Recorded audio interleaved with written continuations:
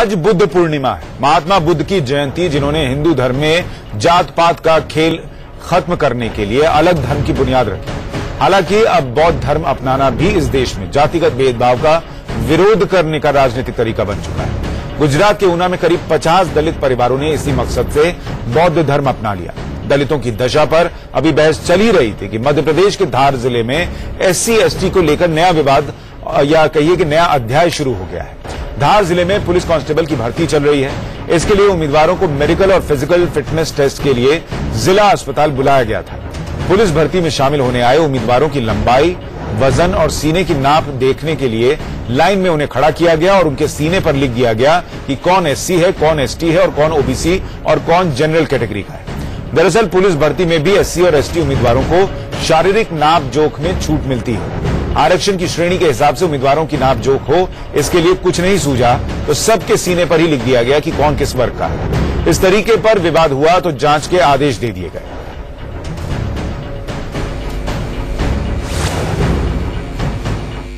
मेरे संज्ञान में आया है कि जो बच्चे मेडिकल के गए वो बच्चों के सीने पे जो है उनके संवर्ग लिखे गए।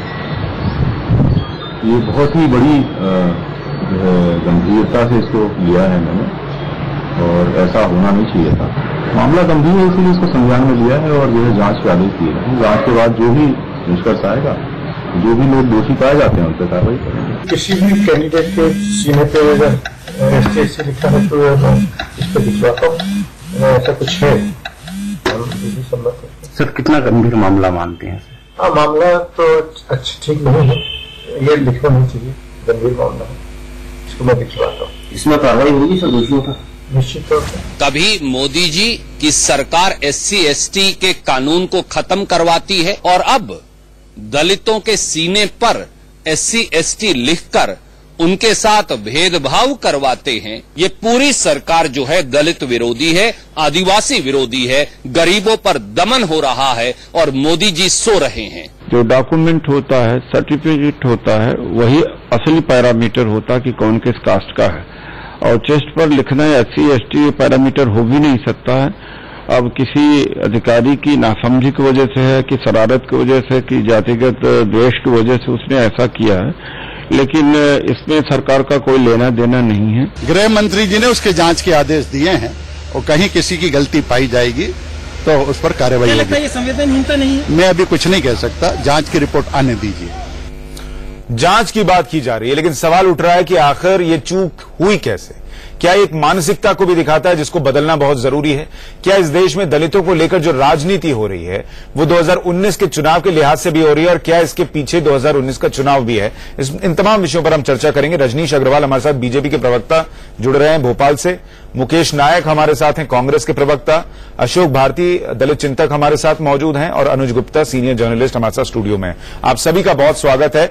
रजनीश जी, पहला सवाल आपसे ही है कि आखिर ये चूक भी है अगर तो कैसे हो गई और क्या जानकारी अभी तक है कि किसकी गलती से हुई, क्या हुआ वहां पर? देखिए, ये तो जांच के बाद ही पता चल पाएगा कि क्यों गलती हुई, कैसे गलती हुई, गलती करने वाले लोग कौन थे। लेकिन एक जो बार बार बात कही जा रही है कि जाति लिखी है, जाति सूचक शब्द लिखे हैं, तो मैं जरूर इतना कहना चाहता हूं कि जो किया वो गलत है, नहीं करना चाहिए था। इस प्रकार से लिखने का काम न भर्ती के नियमों में शामिल है और न ही किसी प्रकार से मौखिक कोई आदेश कभी रहे हैं। मध्य प्रदेश में कभी इस प्रकार का काम नहीं हुआ। लेकिन SC/ST ही नहीं, OBC और अनरिजर्व क्लास के लिए भी उन्होंने आइडेंटिफाई करने के लिए ऐसा करने का काम किया है। पर ये आइडेंटिफाई करने का कौन सा तरीका है? नहीं लिखी है। अगर कोई छूट मिलती भी है तो सबको पता है, तो या तो आप SC/ST वालों को अलग से बुला लीजिए या आप उनको अलग से लाइन में खड़ा करा लीजिए, छाती पर लिख दीजिएगा, कल को कोई माथे पे लिख देगा। ये तो तरीका नहीं हो सकता ना सर? नहीं, मैं बिल्कुल, आप सही कह रहे हैं, ये तरीका गलत है, ये तरीका नहीं हो सकता। इसीलिए जांच के आदेश दिए हैं, उच्च स्तरीय जांच हो रही है, जिसने गड़बड़ किया होगा उस पर सख्त कार्रवाई होगी, मैं मानता हूं। लेकिन मैं केवल निवेदन इतना कर रहा हूं कि जाति सूचक शब्द नहीं लिखे हैं, जाति नहीं लिखी है, जो कॉन्स्टिट्यूशनल क्लास बताई गई है वो कॉन्स्टिट्यूशनल क्लास लिखी है। इसलिए कम से कम हम जो भाषा ये भी पूछना चाहता हूं, उसके कारण समाज का माहौल ना बिगड़े, हम लोगों को ध्यान रखना भारत बंद हुआ, उसमें सबसे ज्यादा हिंसा मध्य प्रदेश में हुई। बावजूद इसके कुछ दिन बाद फिर से ये अगर इस तरीके की घटना हो जाती है तो ये गलती कैसे हो जाती है? क्या वहां जो लोग हैं उनके दिमाग में ये बात बैठी हुई है कि ये गलती कर दो फिर भी आप बच सकते हो, या वहां की सोच इस तरीके की है कि आपको SC ST OBC को इस तरीके से दिखाना है? क्या है ये? नहीं, सवाल ही नहीं उठता। और मैं बार बार कह रहा हूं, केवल SC ST नहीं, उन्होंने OBC और अनरिजर्व क्लास, जिसे जनरल क्लास कहते हैं, वो भी उन्होंने इस प्रकार से करने का काम किया है। और जो आप हिंसा की बात कर रहे हैं, वो हिंसा मध्य प्रदेश के कुछ विशेष क्षेत्रों में हुई जो उत्तर प्रदेश से लगे हुए क्षेत्र हैं। तो वो जरूर आप लोगों ने भी और सरकार ने भी पता करने की कोशिश की होगी कि उन्हीं इलाकों में क्या हुए। पूरे मध्य प्रदेश में इस प्रकार की घटनाएं नहीं घटी, केवल उन्हीं इलाकों में घटनाएं घटी हैं जो उत्तर प्रदेश की सीमाओं से लगे हुए इलाके हैं। इसलिए कौन करने वाले हैं, क्यों करने वाले हैं, 2018 के विधानसभा चुनाव के मद्देनजर इस प्रकार का पोलराइजेशन करके राजनीतिक षड्यंत्र रच रहे हैं। तो उस घटना का 1 महीना होने वाला है, और इस अभी भी आप हम लोग से ही पूछ रहे हैं कि हम लोग पता करके बता पाएंगे कौन थे और किन्होंने किया और पोलराइजेशन के लिए किया या क्या किया? ये तो 1 महीने में आप लोगों को पता बिल्कुल नहीं पूछ रहे। नहीं, बिल्कुल नहीं पूछ रहे। मैं तो ये कह रहा हूं कि आप लोगों ने भी पता किया होगा, और ये सबको पता है कि उत्तर प्रदेश से लगे क्षेत्र हैं जहां ये घटना घटी है। ठीक है, मुकेश नायक जी, मुझे ये बताइए कि क्या इसको ये माना जा सकता है कि किसी अधिकारी की या जो लोग वहां थे उनकी गलती है? पूरे तौर पर राहुल गांधी जो है इसको सीधा संविधान को चोट पहुंचाना बताने लगते हैं। आप लोग हर चीज पर नरेंद्र मोदी को ले आते हैं। क्या एक कांस्टेबल की भर्ती में अगर कोई अधिकारी कोई चूक करता है तो उसके लिए भी नरेंद्र मोदी जिम्मेदार है क्या? देखिए, 1 बार, 2 बार, 3 बार जब लगातार एक वर्ग को अपमानित करने का वातावरण बने, तब इस तरह की आवाजें उठती हैं। किसी की छाती पर यह लिख देना कि ये सामान्य वर्ग का है, ये पिछड़ा है, ये SC ST का है, ये बहुत बेहुदा लगता है। ये मैंने कहीं किसी राज्य में इस तरह का नहीं देखा। ये किसी ईमानदारी से बीजेपी के प्रवक्ता ने इस बात को स्वीकार किया है कि ये गलती हुई है और ऐसा नहीं होना चाहिए, ये अपने आप में पर्याप्त है। लेकिन मध्य प्रदेश में यह समय बहुत संवेदनशील है। ये कहने से नहीं काम चलेगा कि यूपी से लगे हुए क्षेत्रों में ही हिंसा हुई। मैं विनम्रतापूर्वक ये कहना चाह रहा हूं कि उस समय आपने क्लिपिंग्स देखी, एक महानुभाव पिस्तौल लिए और राइफल लिए लहराते हुए चल रहे हैं, वो ABVP के चौहान साहब थे जो अभी जेल में बंद हैं। पूरे मध्य प्रदेश को ये पता है कि ये बीजेपी के चिन्हित नेता हैं, वेल नोन नेता हैं, इनके चेहरे की पहचान बिल्कुल स्पष्ट है। तो ये कैसे कहा जा सकता है कि ये मैं मान गया, किसी दूसरे मैं ये कह रहा हूं कि अगर सरकार, मध्य प्रदेश सरकार अपनी गलती मान रही है, आप लोग इस मामले में जिस तरीके से संविधान और प्रधानमंत्री को खींच कर ले आए, उसको देखकर ये लगता है कि आपकी चिंता जो है वो ज्यादा राजनीति करने की है, बशर्ते इस बात की कि इस वर्ग के साथ क्या हो रहा है। प्रधानमंत्री यहां दिल्ली में बैठ के तो नहीं बोल रहे होंगे वहां कांस्टेबल भर्ती में सबकी छाती पर SC ST लिख दो। नहीं, जब बीजेपी शासित सभी राज्यों में जब इस तरह का एक समाज के साथ जब उत्पीड़न और अलगाव और अस्पृश्यता का व्यवहार होता है, तो हम उसको एक सामूहिक परिवेश में हम उस विषय। मुकेश जी, आपकी आवाज चली गई है। पूरे डाटा देख लीजिए। बोलिए, आ गई। हम जहां बीजेपी की सरकारें पूरे भारत में हैं, वहां जब उत्पीड़न ज्यादा होता है, अलगाव और अस्पृश्यता होती है, और स्पेसिफिक एक वर्ग विशेष के ऊपर जब अत्याचार के अनेक मामले होते हैं, तो हम उसको एक कलेक्टिव, एक सामूहिक परिवेश में उस बात को उठाकर मुझे ये बताइए प्रधानमंत्री जी को ये कहते हैं जो राजनीतिक पार्टियां या नेता जो वो तो अलग बात है, लेकिन क्या ये वाकई में खास पैटर्न आप देख रहे हैं कि बीजेपी शासित राज्यों में, या खास तौर पर, या इसके पीछे भी आप कोई साजिश देखते हैं, राजनीतिक साजिश, कि जानबूझकर ऐसा हुआ हो?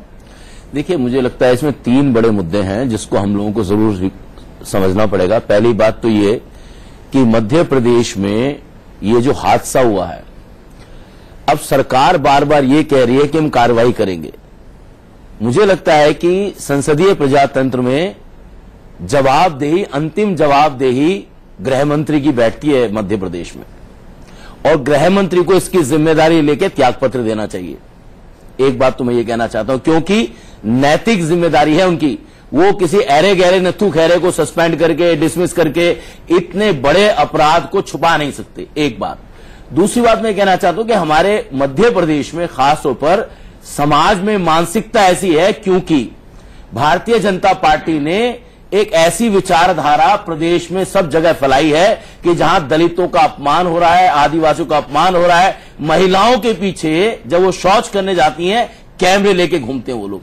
तो मुझे लगता है कि ये जो व्यक्ति का इतना ज्यादा अपमान और व्यक्ति को इतना नीचा करके देखना, ये मध्य प्रदेश की खासियत है। इसलिए मुझे लगता है कि ये मुद्दा कहीं ज्यादा गंभीर है और समाज में जो अपने आप को बड़ा सम्मानित मैं आपको मानते वक्त दूंगा रजनीश जी, हाँ बोलिए। उनका जो अपने आप को सम्मानित मानते हैं, बाकी किसी का सम्मान नहीं करते, इसलिए ये समाज की विचारधारा से जुड़ा है और समाज की विचारधारा को बदलने के लिए सरकार को उस पर कार्रवाई करनी चाहिए थी, लेकिन कार्रवाई। आपको रिस्पॉन्ड करने को मौका दूंगा, उनको बोलने दीजिए। मेरे को बात पूरी करने दीजिए, मैं आपकी बात का भी जवाब दूंगा। ठीक है, और मैं आपको घटना बताऊंगा। तीसरा पॉइंट बताइए। शाहजहांपुर की घटना है, मैं आपको बताऊं, शाहजहांपुर की घटना है।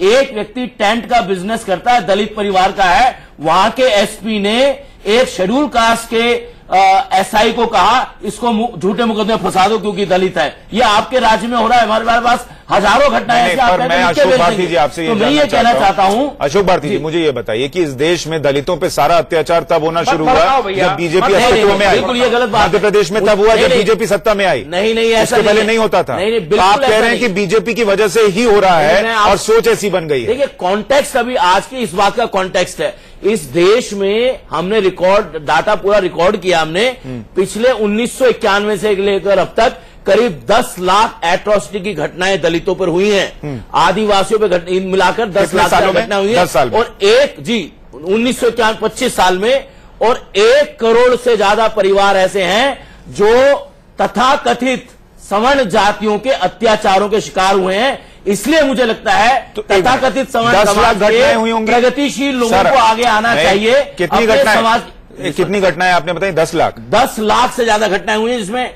ठीक है 10 लाख से ज्यादा घटनाएं हुई, प्रभावित होते हैं। 2 तारीख वाला जो भारत बंद था वो आपने आह्वान किया था? जी मैंने आह्वान किया था। ठीक है, 10 लाख घटनाएं होने के बाद कितनी बार भारत बंद किया आपने? देखिए क्या होता है, सब्र का 10 लाख सब्र का प्याला 10 लाख घटना के बाद, क्योंकि मैं बता सब्र का प्याला आपका 10 लाख घटना के बाद भरा है। हाँ जी, मेरी बात सुन लीजिए। हाँ।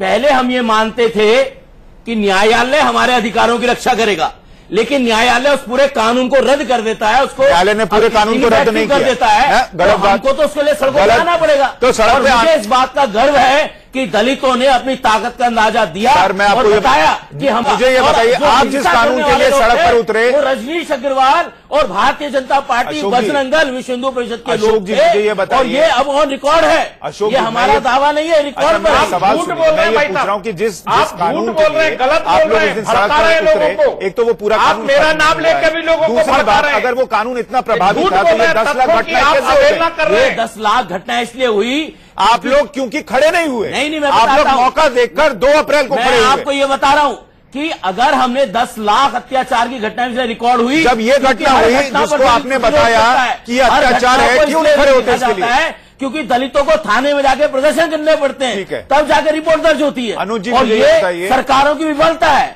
ठीक है अनुज जी, मुझे ये बताइए, जो नेता कह रहे हैं, जो अशोक जी कह रहे हैं, उनमें से किस बात पर आप सहमत हैं? क्या एक पैटर्न है जो बीजेपी की वजह से डेवलप हो रहा है, पहले से था अब ज्यादा हो रहा है, या फिर इस पर राजनीति ज्यादा हो रही है? देखिए पहले भी था, अभी भी है, और मैं तो जो नई घटना है उस पर एक पंक्ति अलग से कहना चाहता हूं। प्रधानमंत्री जी चाहते हैं कि देश में इनोवेशन पर बल दे रहे हैं, वो इनोवेशन अधिक होना चाहिए, मगर इनोवेशन इस तरह का नहीं होना चाहिए जैसा कि धार में करने की कोशिश की गई है। देखिए धार में अनुसूचित जाति आबादी ज्यादा नहीं, वहां आदिवासी आबादी ज्यादा है, इसलिए यदि ऐसी घटना वहां होती है तो वहां का आदिवासी समाज यदि उद्वेलित होता है तो उससे धार के प्रशासन को भी काफी दिक्कत आएगी। राजनीति में क्या, चुनाव में क्या होगा वो एक अलग बात है। शायद तब तक ये विषय अलग टर्न ले ले, तब तक जांच हो जाए और किसी पर कार्रवाई हो जाए। लेकिन देखिए मैं भारती जी से ये भी कहना चाहता हूं कि कल जैसे आईएएस का रिजल्ट आया, एक टॉपर शेड्यूल कास्ट या इसके 2 साल पहले भी आपने देखा ओबीसी था वो जो टॉपर है, ओबीसी है। इसके पहले वाले साल में शेड्यूल कास्ट भी टॉपर है, ओबीसी भी टॉपर है।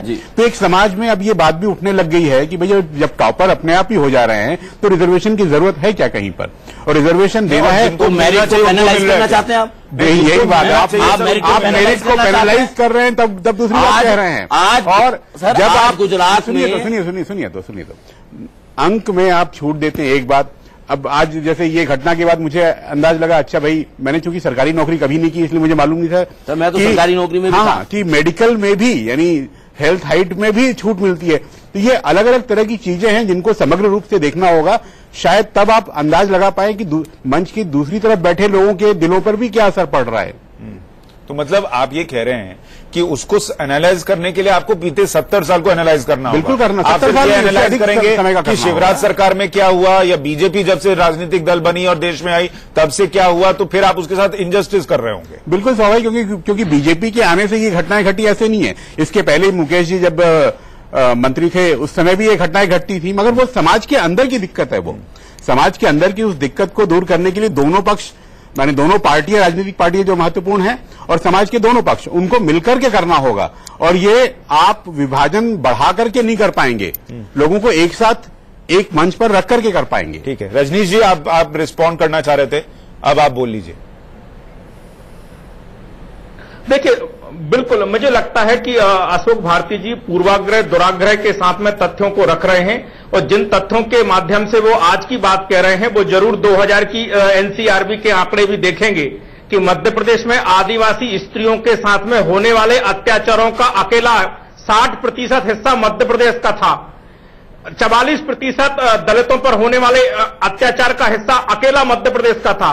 वो आज 2018 में नहीं है, उससे कई गुना कम हुआ है। और आज के एनसीआरबी आंकड़े बताते हैं, 2003 के, 2002 के और 2000 के भी आंकड़े सबके सामने।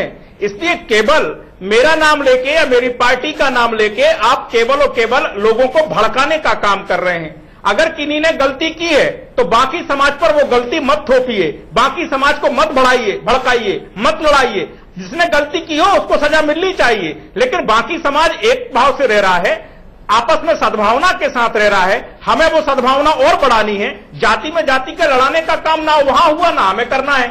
और अगर पर्टिकुलर कोई जाति सूचक शब्द लिखा होता तो हम समझते उनके मन में द्वेष है। मनसा भले ही ठीक हो पर नियत खराब नहीं थी। पर रजनीश जी मुझे एक बात बताइए, नहीं अपनाना चाहिए रजनीश जी, ये जो सवाल उठ रहा है, नहीं अपनाना चाहिए। ठीक है, मैं ये कह रहा हूं कि ये पूरी तरीके से बीजेपी ने ही ये सोच डाल दी, ये भी सही नहीं है। लेकिन बीजेपी शासित राज्यों में अगर होगा तो फिर ये पूछा जाएगा ना कि आप लोगों के राज्यों में ही जहां आप राज कर रहे हैं वहां ऐसा क्यों रहा। अगर प्रधानमंत्री दलितों को लेकर इतने चिंतित रहते हैं, अगर आपकी सरकार सुप्रीम कोर्ट के फैसले के खिलाफ जाकर वहां पर फिर से रिव्यू पिटीशन डालती है कि आप इस कानून में बदलाव मत कीजिए SC/ST एक्ट में, तो फिर जमीनी स्तर पर वो चीजें क्यों नहीं रुकती हैं? देखिए यही तो इन लोगों की विशेषता है। कर्नाटक में कांग्रेस के शासनकाल में दलित युवती की बुरी तरह से बलात्कार करने के बाद में छत विक्षत अवस्था में लाश फेंक दी जाती है, कोई हंगामा नहीं करता, कोई बोलता नहीं है। केरल के अंदर दलितों की हत्या होती है केवल इसलिए क्योंकि वो संघ या भाजपा के कार्यकर्ता रहे हैं। दलित होना वहां भूल जाते हैं और बुरी तरह से बर्बर तरीके से उनकी हत्याएं होती हैं। लेकिन दलित वहां भी हैं, लेकिन ये हल्ला हंगामा नहीं करते। केरल होकर आया हूं, 24 तारीख को वहां सरकार के खिलाफ सारे दलित आदिवासी संगठनों ने सरकार के खिलाफ फैसला किया है और 1 नवंबर को विशाल रैली केरल में करने वाले हैं। तो इसका मतलब अभी जो आप कह रहे थे कि ये बीजेपी कर रही है वो बात पूरी तरीके से तथ्यात्मक रूप से सही नहीं थी। दूसरे राज्यों में जो है आपने कहा था बीजेपी जो है वो ये सोच डेवलप कर रही है। समय में होती रही है, लेकिन अभी आपने कहा बीजेपी ये सोच डेवलप कर रही है। अभी सरकार बीजेपी की है तो अभी की जिम्मेदारी बीजेपी को लेनी पड़ेगी। तो केरल में जो होगा उसकी जिम्मेदारी बीजेपी की जिम्मेदारी CPM उनकी पार्टी लेगी। ठीक है, तो उनकी जिम्मेदारी है, उसमें मोदी नहीं लेंगे ना। आप ये थोड़ी कहेंगे कि पूरे देश में बीजेपी ये कर रही है। मैं एक छोटे से ब्रेक के लिए रुक रहा हूं, उस पर लौट रहा हूं सर। ब्रेक के बाद हम इस पर भी चर्चा करेंगे कि क्या दलित जो है वो नया मुसलमान बनता जा रहा है, क्या दलित वर्सेस ऑल करके 2019 के चुनाव में एक भूमि तैयार की जा रही है जहां पर इसके नाम पर वोट मांगे जाएंगे। हम एक छोटे से ब्रेक के बाद जल्द लौट रहे हैं। के लिए फिजिकल टेस्ट होने थे, जो वहां पर लोग आए हुए थे, लड़के आए हुए थे, उनकी छाती पर लिख दिया गया SC, ST, OBC और जनरल भी लिखा गया। लेकिन सवाल उठ रहा है कि क्या ये खास सोच को दिखाता है? क्या ये खास तौर पर जो SC, ST समुदाय है, दलित हैं, उनके साथ गलत व्यवहार को दिखाता है? और क्या ये बीजेपी के शासन में ज्यादा हो रहा है? इस पर चर्चा करने के लिए रजनीश अग्रवाल, बीजेपी के प्रवक्ता, भोपाल से हमारे साथ हैं। मुकेश नायक है, कांग्रेस के प्रवक्ता। अशोक भारती हमारे साथ, दलित थिंकर मौजूद है। और अनुज गुप्ता हमारे साथ, सीनियर जर्नलिस्ट मौजूद हैं। माहौल बनाकर 2019 के चुनाव को मोड़ा जा सके? देखिए, कोशिश तो बहुत सारे लोग ऐसी करेंगे कि दलितों को नया मुसलमान बना दिया जाए, लेकिन मैं ये बताना चाहता हूं, देश में 30 करोड़ आबादी अनुसूचित जाति जनजाति के वो नया मुसलमान बनने को तैयार नहीं है, क्योंकि वो उस समाज का हिस्सा है जिस समाज ने इस देश का निर्माण किया है। इस देश के मंदिरों का निर्माण वो करता है, इस देश के सारे मेहनत मशक्कत का काम करता है, खेतों में काम करता है, रखवाली का काम करता है, चौकीदारी का काम करता है, आप लोगों की नाली नाले और आपकी गंदगी सफाई करने का काम करता है। तो मुझे लगता है हिंदू समाज को ये बात अच्छी तरह समझनी चाहिए कि यदि इस समाज को सम्मानित और प्रतिष्ठित नहीं कर पाएंगे तो इनकी तरक्की का रास्ता। लेकिन क्या आपको दलित वर्सेस ऑल होता हुआ दिख रहा है?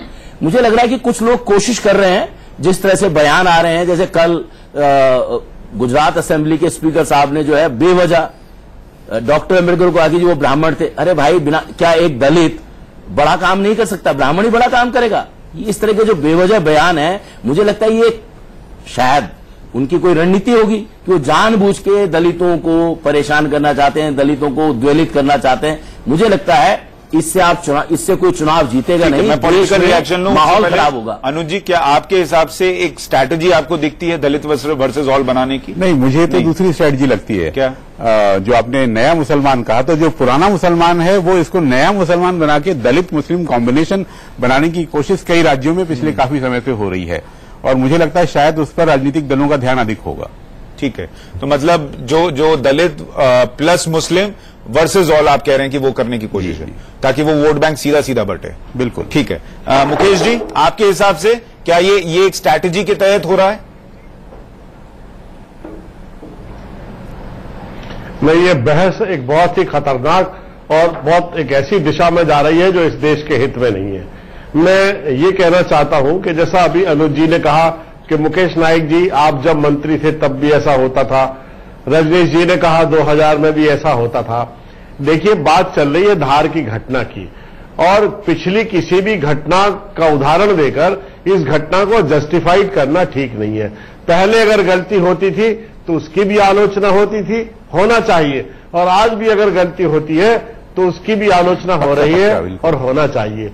धार में जिस तरीके से जो बेहुदा तरीका अपनाया गया है आइडेंटिफाई करने का, सभी वर्गों की छाती पर जो लिखा गया है, ये तरीका गलत है। नहीं, लेकिन मुकेश जी, जब आप पिछली घटनाओं का हवाला देकर मोदी सरकार पर सवाल खड़े करते हैं, तो वो भी पिछली घटनाओं का हवाला देकर आपसे तो पूछेंगे कि आपके शासन में अगर ज्यादा हो रहा था, हमने उसको कम किया, तो फिर ये बेहतर हुआ कि गलत हुआ?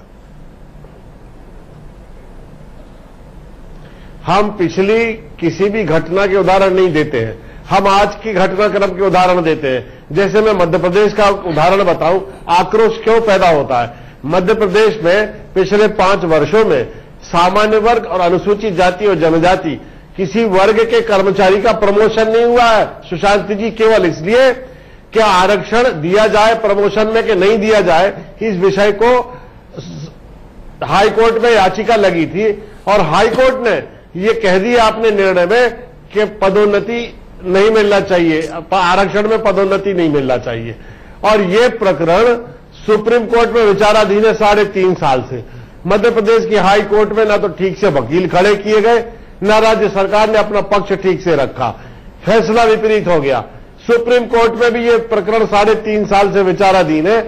70-80 हजार कर्मचारी रिटायर हो गए बिना प्रमोशन के।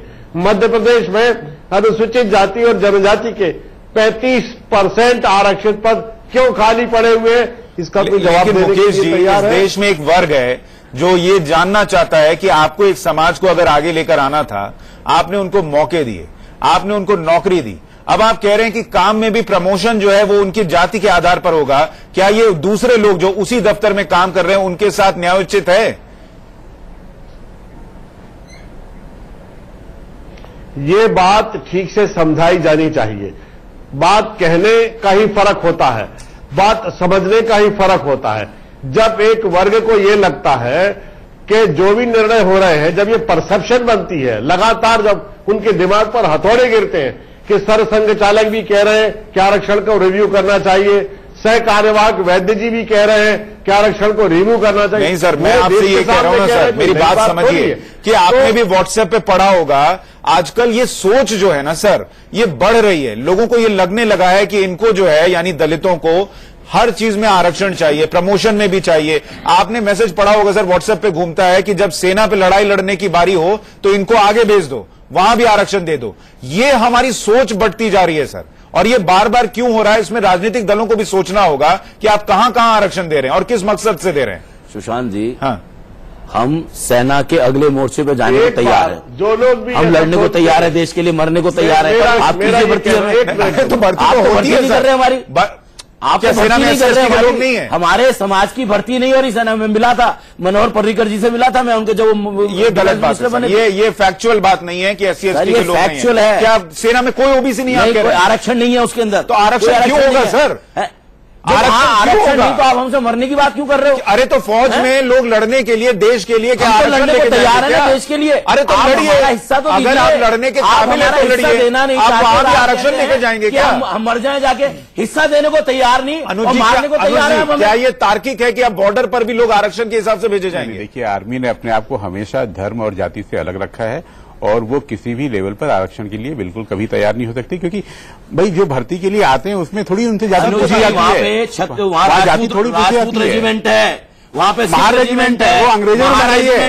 अगर उन रेजिमेंट, आप ये मत कहिए कि वहां जाति के आधार पर नहीं होता। उन रेजिमेंट वहां पर मुझे बताइए कि अशोक उस राजपूत रेजिमेंट में सिर्फ राजपूत नहीं, मेरे को पता है, लेकिन ये कह रहे हैं ना कि जात के आधार पर नहीं होता, जात के आधार पर होता है, नहीं होता है, नहीं होता सर, नहीं होता सर। आप जरा इतिहास देखिए, आपको पता लग जाएगा। वर्तमान भी देख लीजिए, वर्तमान देख लीजिए सर, कैसी बात कर रहे हैं। रजनीश जी, मुझे एक बात बताइए, इसमें ये जो सोच बनती जा रही है, इसको खत्म करने के लिए सरकार का क्या योगदान है? जैसे अभी प्रमोशन में बात हो रही थी आरक्षण की, उसको लेकर भी अगर आपकी सरकार घिरती है तो फिर उसको कैसे क्लेरिफाई करें कि लोगों को समझ में आए कि यह चीज नहीं होनी चाहिए? देखिए, मैं 2-3 बातें कहना चाहूंगा। आदरणीय मुकेश नायक जी कह रहे थे कि मैं केवल आज की बात करूंगा और भाजपा की सरकारों पर और मोदी जी पर हमला करेंगे। भैया, आपकी जो सरकारें थी, इससे डबल अत्याचार होता था। ये एनसीआरबी के ही जिनके आंकड़ों के हवाले से आप आज बात कर रहे हो, वो उस समय भी वो मौजूद थी। और एनसीआरबी बताती है कि आप आदिवासी दलितों के अत्याचार मध्य प्रदेश में कई गुना ज्यादा थे, पूरे देश का हिस्सा मध्य प्रदेश का बड़ा था। और यह बात आपको स्वीकार कर, अगर वो था तो इसका मतलब है कि आपकी सोच में, कांग्रेस की सोच में कहीं ना कहीं कोई ना कोई गलती है। दूसरी बात जो आप कह रहे हैं कि मध्य प्रदेश में जो प्रमोशन की बात उन्होंने कही, प्रमोशन में रिजर्वेशन की, ये देश में संविधान 2001 में 85वां संशोधन किसने किया? 2001 में प्रधानमंत्री अटल जी की सरकार ने किया था। तब उसके आधार पर 2002 में मध्य प्रदेश ने एक्ट बनाया था।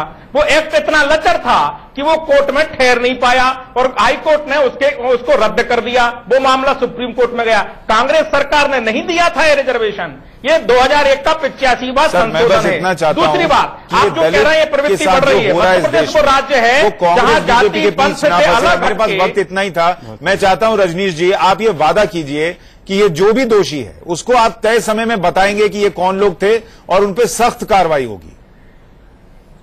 और वो कार्रवाई ट्वीट के थ्रू सीएम हमको बताया। देखिए, मैं तो मात्र पार्टी का प्रवक्ता हूं। इस मध्य प्रदेश के गृह मंत्री ने साफ कह दिया, कोई बक्सा नहीं जाने वाला है, बक्सा नहीं जाने वाला है। ठीक है, मैं उम्मीद करूंगा कि कार्रवाई जल्द होगी और ऐसी होगी कि आगे कभी इस तरीके की कोई तस्वीर देखने को न मिले और जो वर्ग है उसमें भी ये मैसेज जाए कि सरकार हमारे साथ खड़ी है। ये किसी एक अधिकारी या कुछ लोगों की गलती तो हो सकती है, लेकिन सरकार इस सोच से इत्तेफाक नहीं रखती। आप सभी का बहुत शुक्रिया महाबहस में इस चर्चा में जुड़ने के लिए। आज के लिए इतना ही, नमस्कार।